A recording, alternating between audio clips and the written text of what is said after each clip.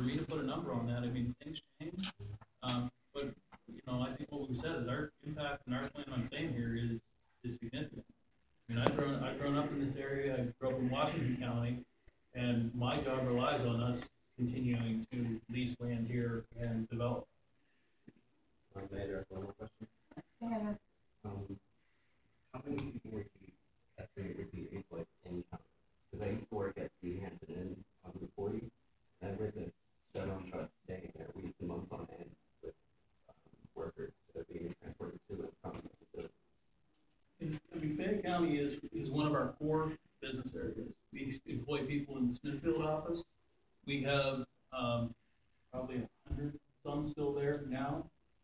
Even at a time where, you know, there's been layoffs all over the country in oil and gas because of depressed prices.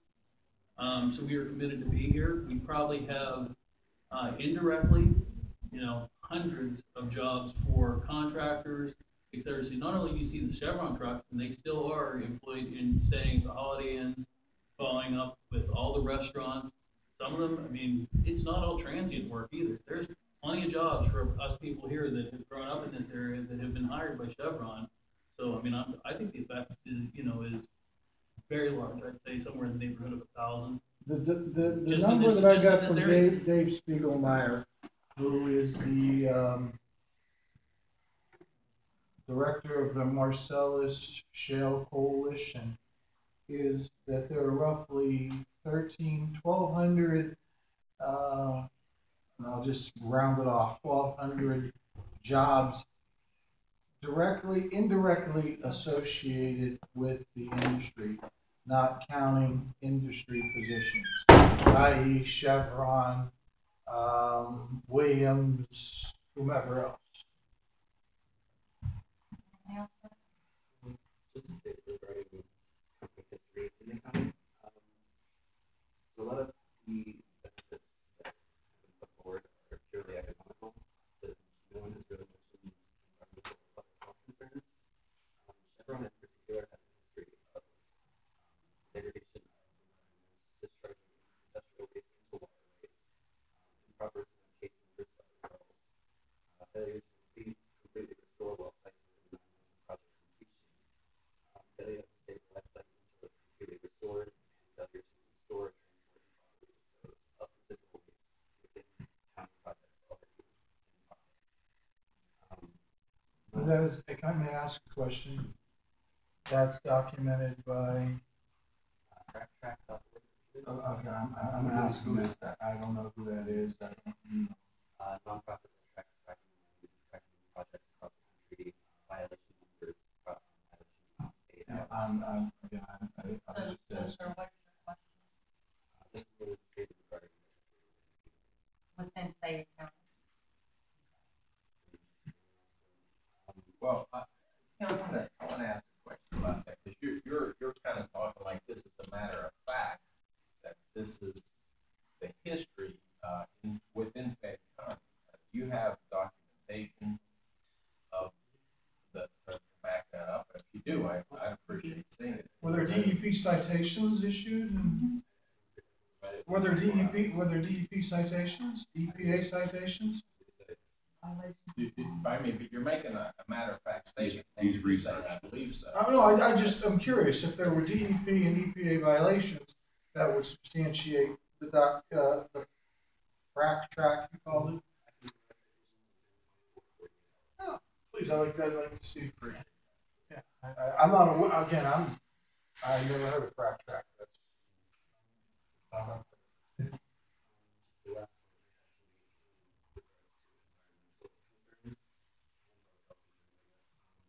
Green there was a gas explosion was done by Chevron, and the response to it was to the community surrounding the gas.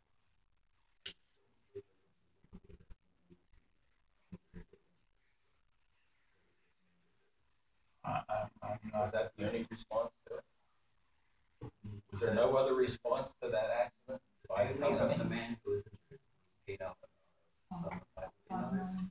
Everybody else was Sir, yeah, let them answer. Yeah. I mean, Well, I just want to make a personal personal statement as well. If we're going to make statements. This is not a rebuttal to that. I really don't. I've grown up in Washington County for 43 years.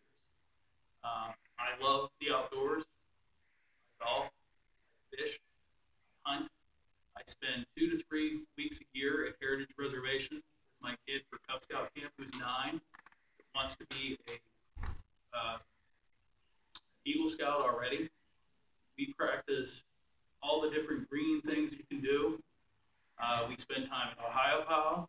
I spend time at a religious camp called Camp Agape, which is in Washington County, right in the actual drilling area where range drills at a lot of wells in Hickory. I can tell you from the major players today, our safety, whether you can say there's a little thing here or a flip there, we develop more wells in this area than anybody.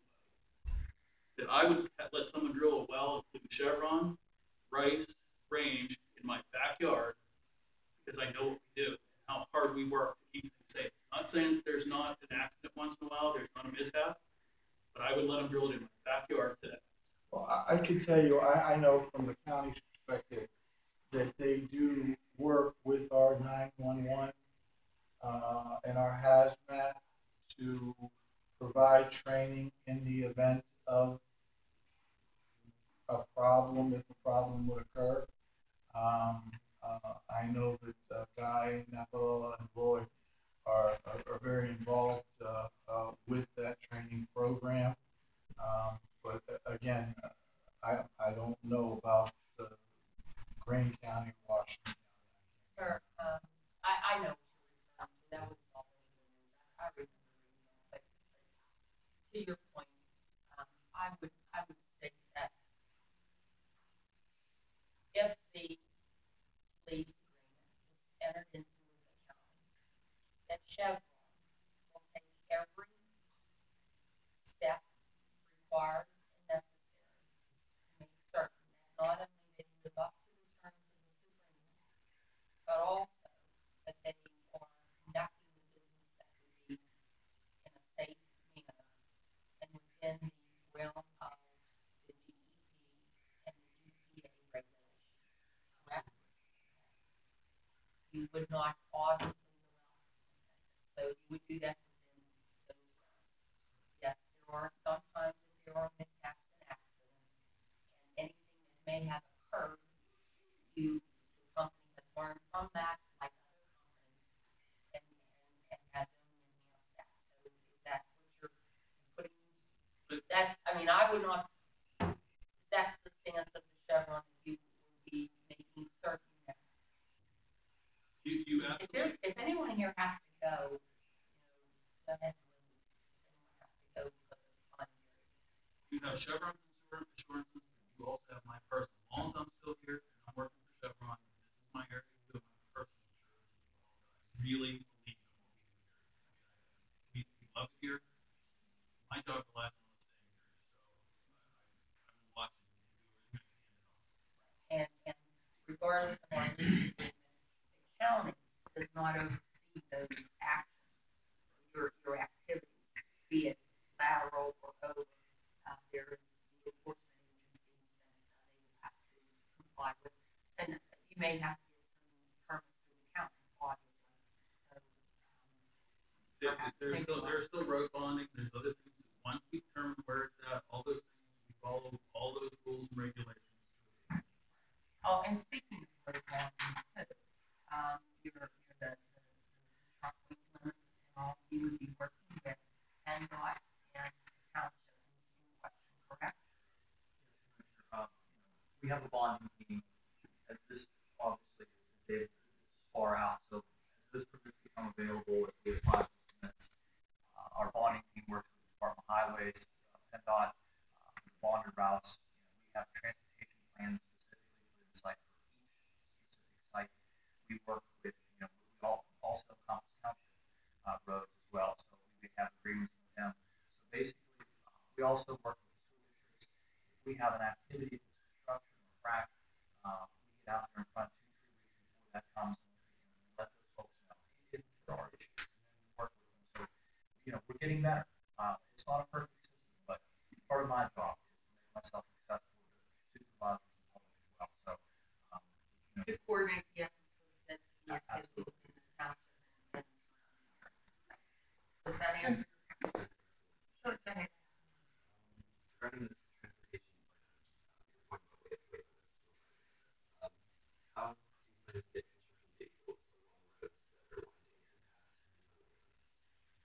again, it depends on who owns that road and what the restrictions are. So if it's PennDOT, that those issues will be addressed during that bonding phase. If it's the township, it's the same way. They may have some issues. You might have to make an improvement. Chevron may have to make an improvement. So it depends on the area. We can get these trucks in and out. So we have, again, it's a transportation plan depending on what type of activities occurring. We use pile trucks, we use flaggers. We're not permitted to close the road. We cannot close a road at all. So we've got to keep that traffic moving. So the best we can do is work with the supervisors or PennDOT addressing the situation before the activity begins.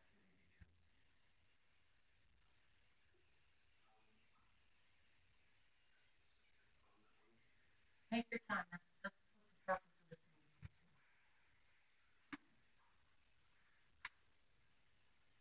Your last word was permits.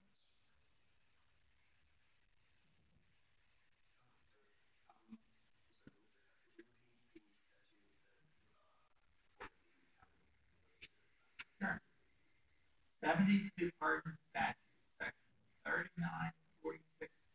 3946.20, subsection D. You can show that to me after the meeting.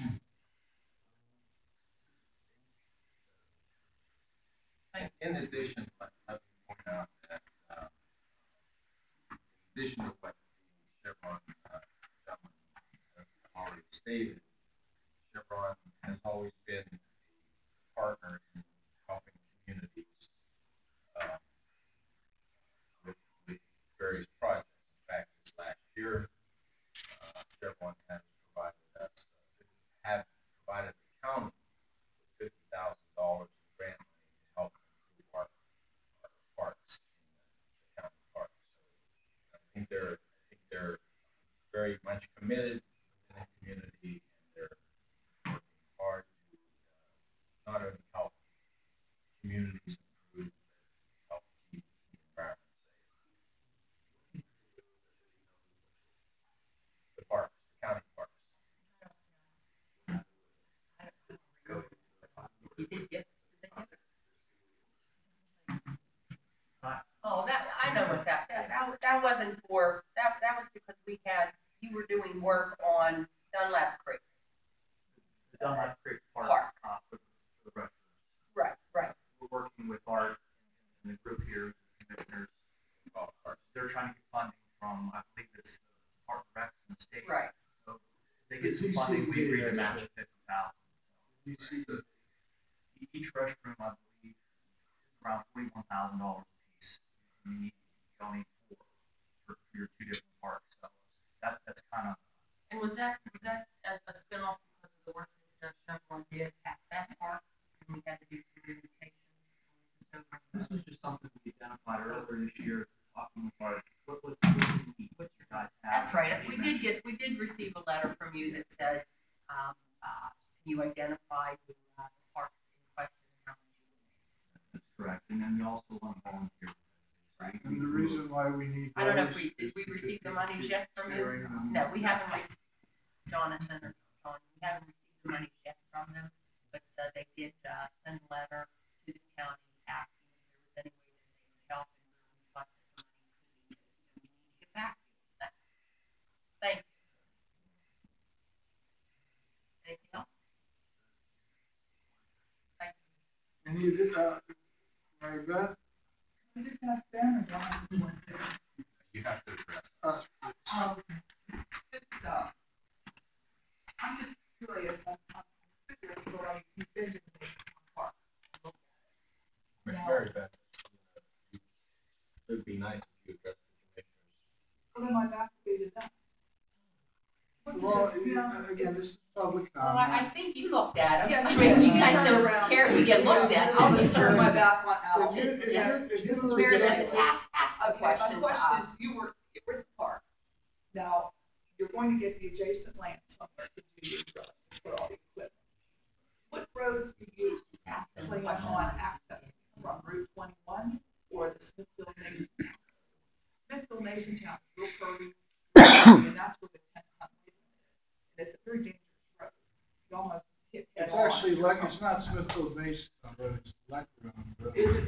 Well, Mary, No, no, like- whatever. I It's, think it's The a sign says straight, Smithfield Base Mary Town. Beth. that's the road that goes towards, the dairy. If you're gonna veer to your left, that's Leckrone Road. It will take you to the backside of the park. There's a farm Okay, there. the road from 119, the question is, what do I take to get to next town? It's all curvy, 10 weight limit. Now, if you do work with PennDOT or whoever the township, what do you do to make the road sturdier? Or able to support more weight? What we don't do yet, our roads go for at least a mile. The other, we knock a mile down, we also extend a mile, maybe more. Again, we're talking 3, 4, 5 years in the future. Technology gets better, we can go longer. No, I'm not about the road. I know. Oh, okay. But we don't know where that location is yet, so that I can't tell you, hey, we need to access it by this road. It may be a mile on the other side. Oh, okay. We don't Depending know. where you put, So what, as, you create a new road.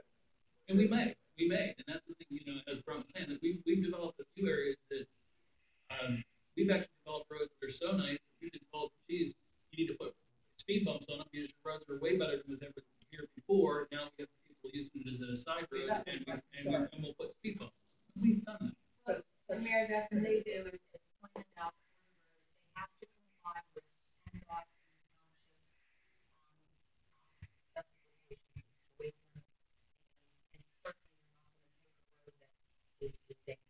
And They do as well as the other companies have and their they're bond, transportation plans in place. and they're bond. Which means, That's financial. oh. Okay, Mr. Anderson, did you receive a campaign donation from Chevron? That's, Mary Beth, that First of all, has not- no relevance. This is not a political Not that I forum. recall. That's something you can discuss in a political forum, but not at a commissioner's. You meeting. asked the question. Okay. And the answer, yes, that's all. Yes, Madonna.